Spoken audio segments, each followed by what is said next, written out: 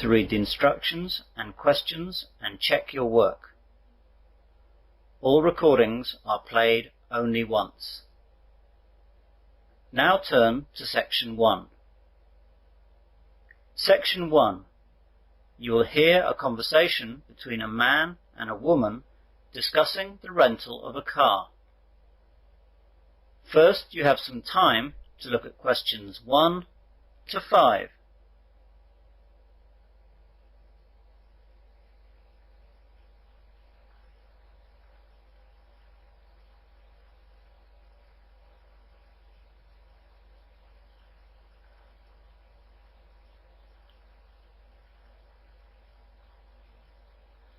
You will see that there is an example. This time only, the conversation relating to this will be played first. Good morning, sir. Welcome to Cheapy's Car Hire. Can I help you? Yes, please. I need to rent a car. That's no problem, sir. When would you like it? Tomorrow morning. Let's look then. Today's the 6th of August, so you'll need it on the 7th of August. So, 7th of August is the correct answer. Now we begin. You should answer the questions as you listen, as the recording is not played twice. Listen carefully to the conversation and answer questions 1 to 5. Good morning, sir. Welcome to Cheapy's Car Hire. Can I help you? Yes, please. I need to rent a car. That's no problem, sir. When would you like it? Tomorrow morning. Let's look then. Today's the 6th of August, so you'll need it on the 7th of August. That's right. Now, I'll just need to take some details from you, sir. Can I take your name, please? John Wilson. And your home address? 95 Green Lane, Manchester. Green like the colour? Yes, that's right. And the postcode is MW7 4DF. OK, got that. Can I have your telephone numbers, please? My home number is 0206 834 6387.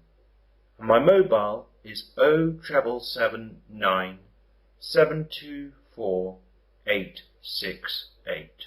Sorry, I missed the mobile. It's 07779 724 868. Thanks. Now, are you the holder of a full current driver's licence? Yes, I am. Could I take the number of the licence, please? Sure. Let's have a look now.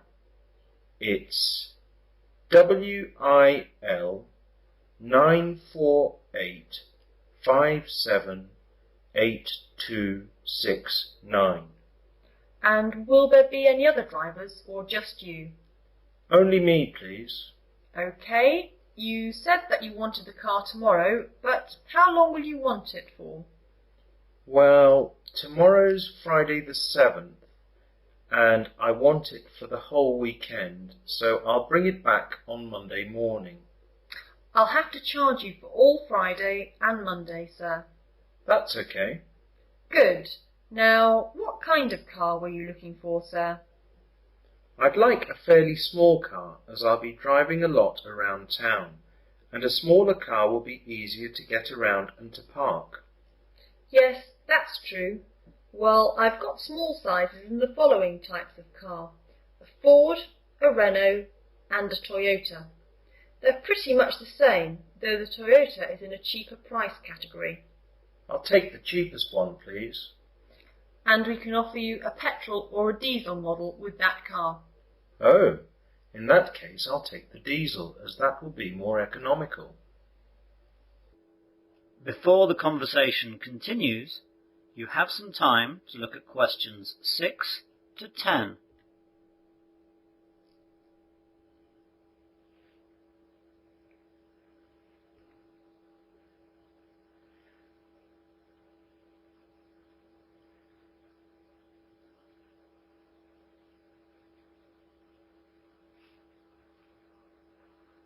Now listen carefully and answer questions 6 to 10. Now how much will this cost me?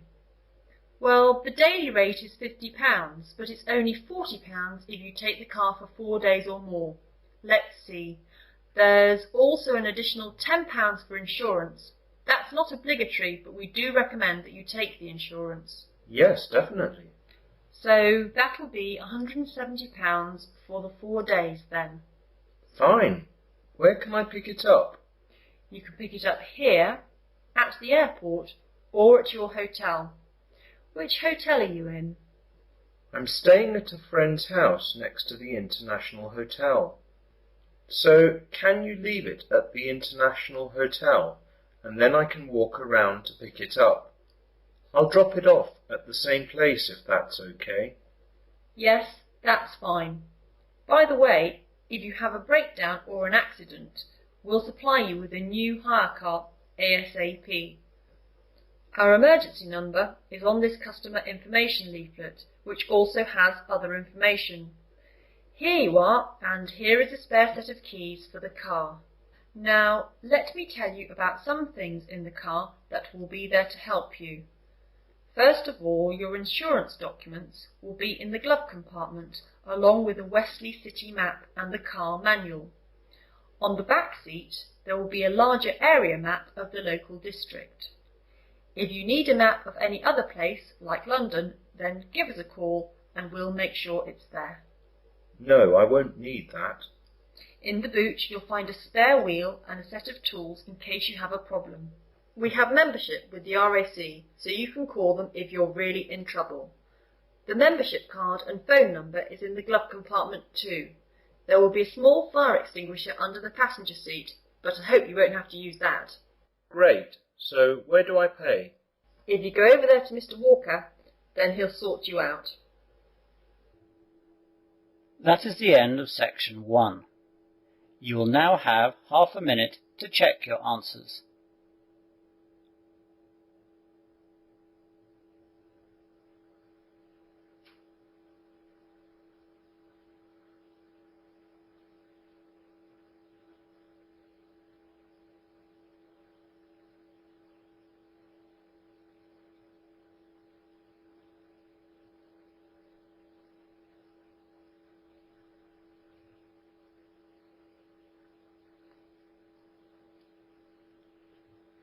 Now turn to section 2. Section 2. You will hear the Master of a University Hall of Residence giving a short introductory talk to new students at the University Hall of Residence. First, you have some time to look at questions 11 to 15.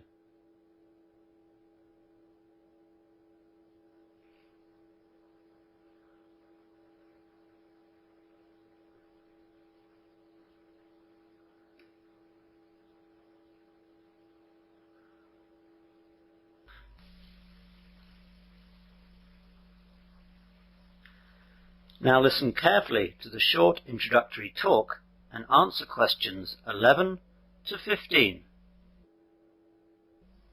Good evening, ladies and gentlemen, and welcome to Chelston Hall of Residence. My name is Dr. Frank Jones, and I am the Master of Chelston Hall.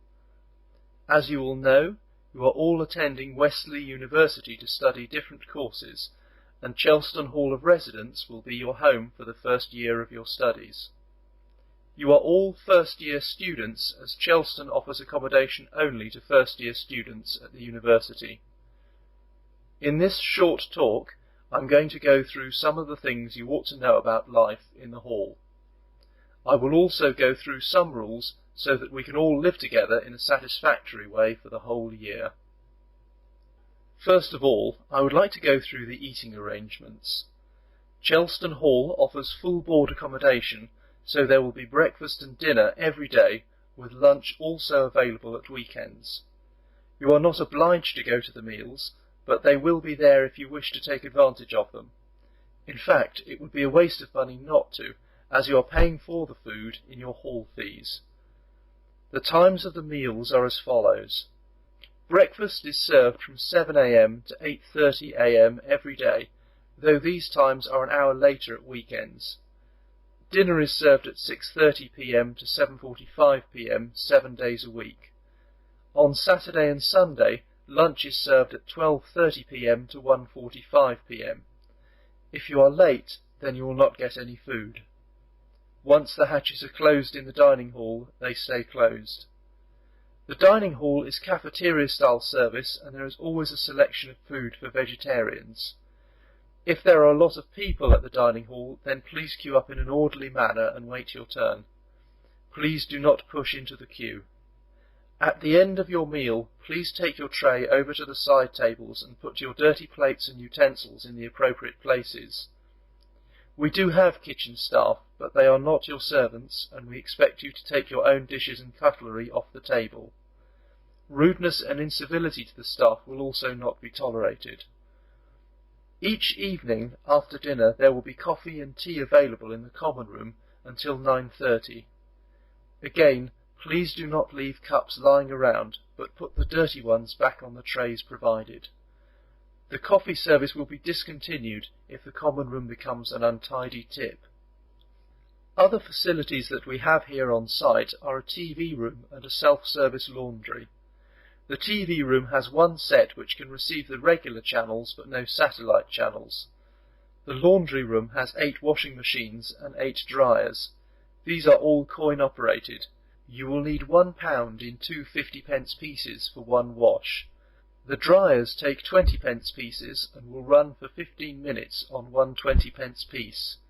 We recommend that you buy a box of washing detergent at the local supermarket, but you can buy individual packets of washing powder from a vending machine, provided it has not run out. One individual box from the machine is good for one wash. You now have some time to look at questions 16 to 20.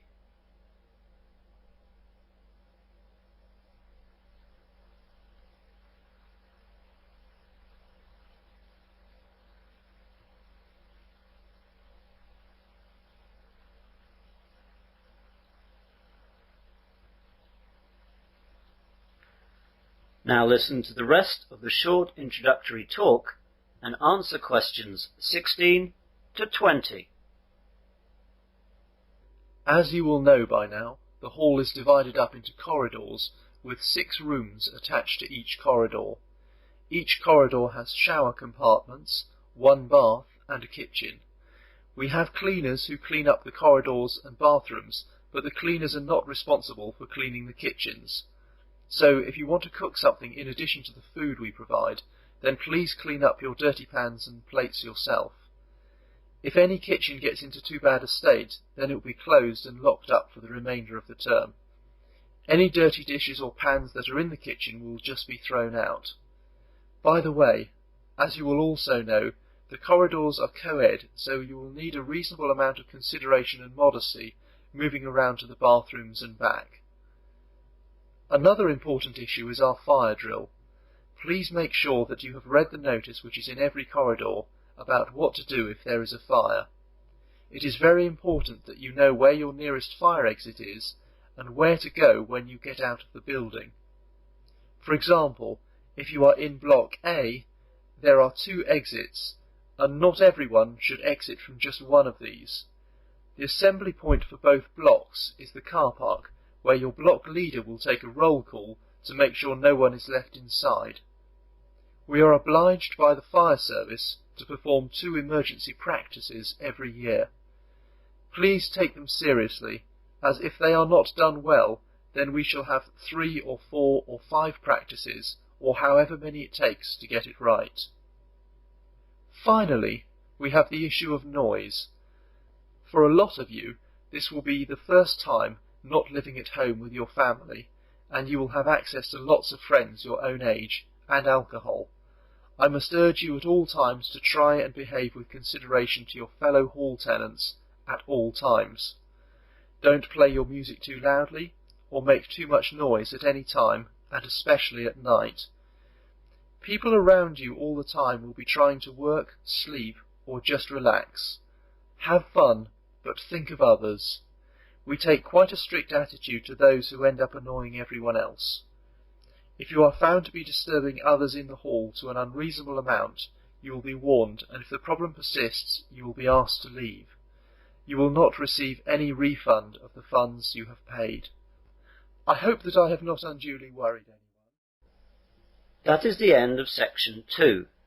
You will now have half a minute to check your answers.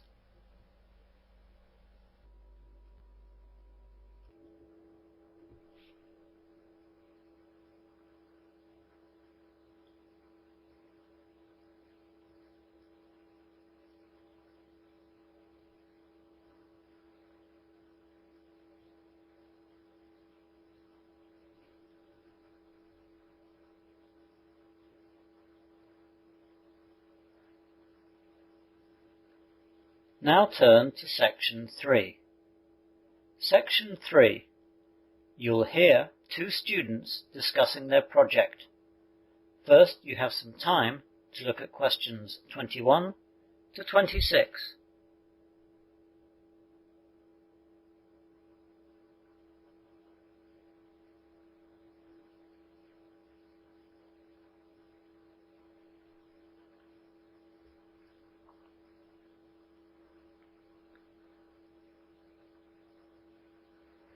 Now listen carefully and answer questions 21 to 26. Well, Fred, thanks for coming over to my room. Oh, that's okay. I had a lecture near here this morning, so it was easy to come over. We've got to get on with this North Sea oil project anyway. So, did you manage to do any of the things that we decided last week? Most of the things. I got all the books from the library and saw Mr. Peters about the research. He told me the names of some good sites on the internet where I could find lots of information about the North Sea oil industry safety issues. He is a great tutor, isn't he? Yes, he is. So I checked out the sites and made some notes. What about you? Did you get the information on the background and history of the North Sea oil industry? Yeah, there were loads of information, and I've made notes too. I think I've got it all covered. So let me tell you what I found out.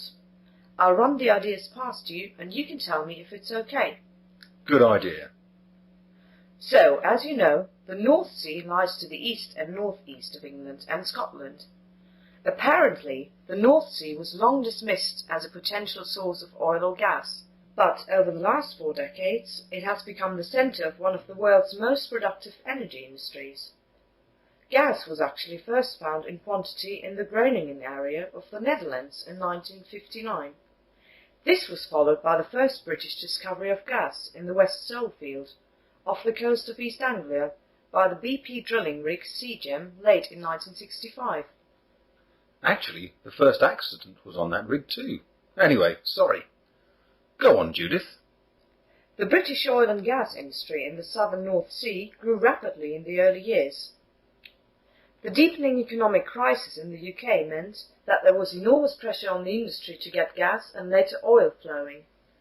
As exploration and investment moved further north, it became clear that there was oil to be found in great quantities. Discoveries of oil grew in number as more companies, British, European and American, took out leases on sectors of the North Sea. During the 1990s, like the rest of the world, the North Sea industry was badly affected by the global price fluctuations. Nevertheless, production grew and peaked around 2000-2001.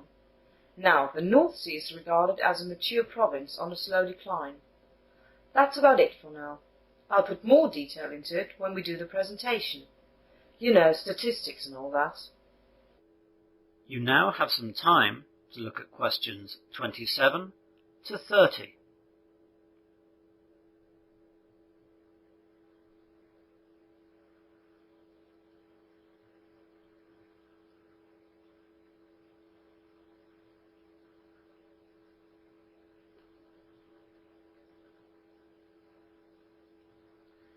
Now listen to the rest of the discussion and answer questions 27 to 30. Yes, you've done a good job. Shall I do the same then? It's not as long as yours. Go ahead. Okay then. As I said earlier, the first industrial accident related to the industry in the North Sea happened only days after they discovered the first gas. The Sea Gem capsized with the loss of 13 lives. There are regular accidents on all oil rigs around the world, but the North Sea is just such a harsh environment that there always seems to be more there. The most famous accident, and the worst disaster in the North Sea, was in the Piper Alpha disaster of 1988. Yes, I remember that one on the news when it happened. Today, the industry is very safety conscious. When you first arrive, you are given a safety tour of the installation, detailing all safety aspects, including fire extinguishers, emergency muster stations, lifeboat stations, and emergency procedures. You will be introduced to the rig safety program. Everyone attends weekly safety meetings and daily pre-tour meetings. The weekly meeting is an in-depth look at industry-wide safety news and other safety-related issues on the rig. Companies share safety information with other companies throughout the industry. This helps to avoid repeated incidents. A fire and boat drill is often held on the same day, which involves a mock fire and a mock abandon the rig exercise. The pre-tour meeting is usually a description of the work carried out when you are off shift, the work you will be doing, the work others are currently doing that may affect you, and any other relevant issues of the day. Accidents do still happen, as in every industry. However, statistics show that with the massive improvements in offshore safety procedures, you now have a higher chance of having fatal accidents if you work on a building site than you do when on an oil rig. Well, that's all from me. I'll add lots of details too. Okay, well let's plan what we have to do next. That is the end of section 3. You will now have half a minute to check your answers.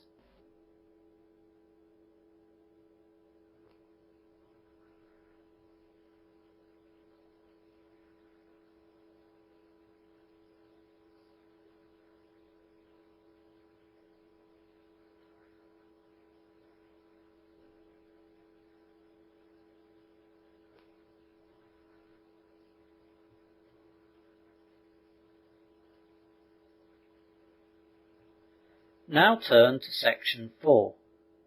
Section 4. You will hear part of an advertising lecture. First, you have some time to look at questions 31 to 34.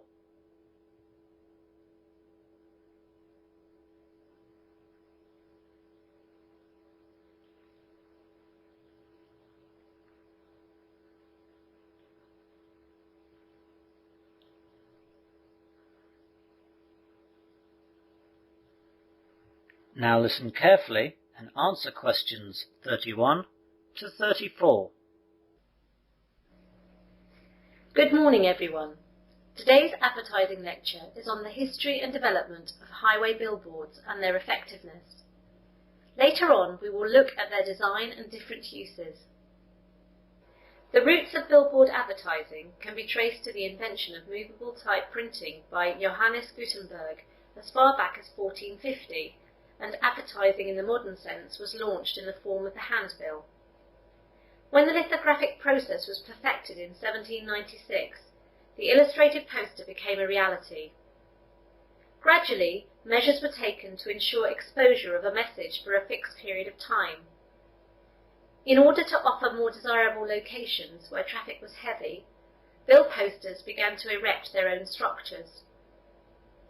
In 1835, the large American outdoor poster, more than 50 square feet, originated in New York in Jared Bell's office, where he printed posters for the circus. In 1900, a standardized billboard structure was created in America and ushered in a boom in national billboard campaigns. There are a number of reasons for the recent surge in billboard advertising, not the least of which is cost efficiency. Compared to other forms of advertising, billboards are a relatively inexpensive way to get your point across to the general public. Consider this. A newspaper ad is only good for a day, and a television commercial only lasts about 30 seconds. But a billboard ad is working for you 24 hours a day, 7 days a week. The cost of billboard advertising ranges from about $700 to $2,500 a month. At that rate, 10 billboards could run for as much as $25,000 per month. That sounds like a lot of money until you realise that a full-page ad running for 1 day in a major newspaper costs about the same. So billboard advertising can be an effective and cost-efficient way for entrepreneurs to spread the word about their products and services.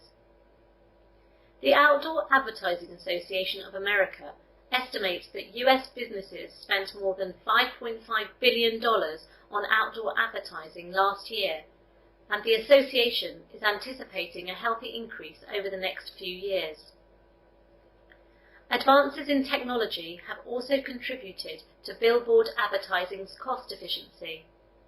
In the past, billboards had to be hand-painted, a time-consuming and costly venture.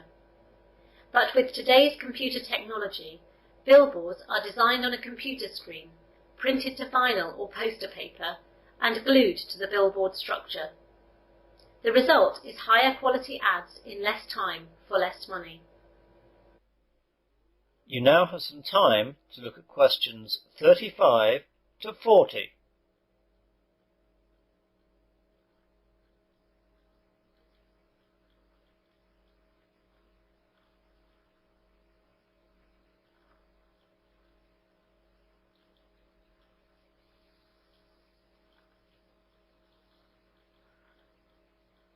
Now listen to the rest of the lecture and answer questions 35 to 40.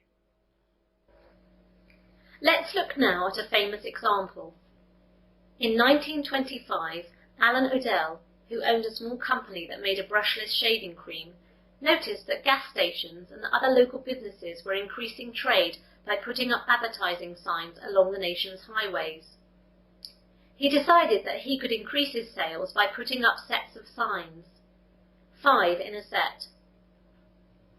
They would not have to be big, and a short line on each one would do. At first, Odell tried the hard sell approach.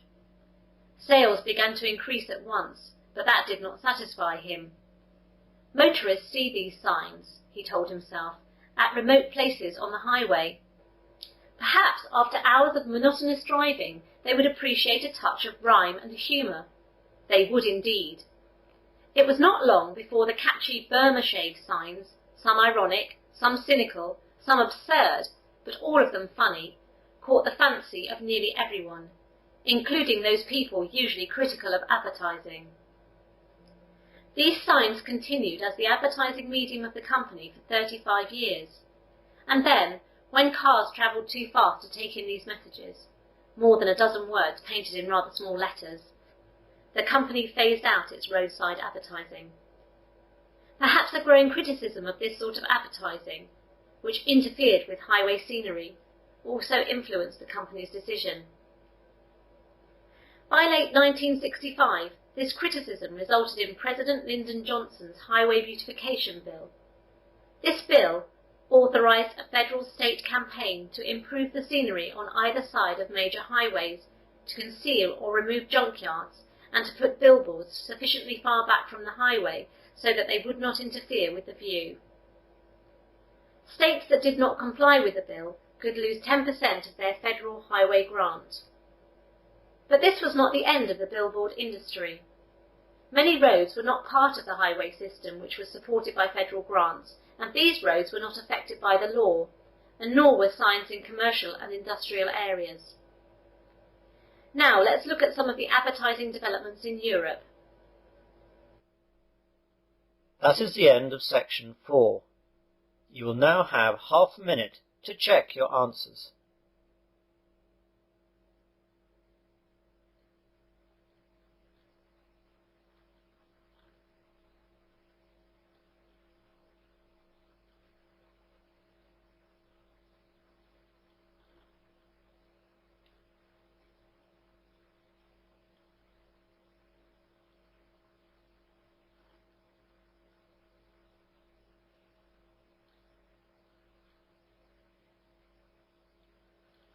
That is the end of listening test 7.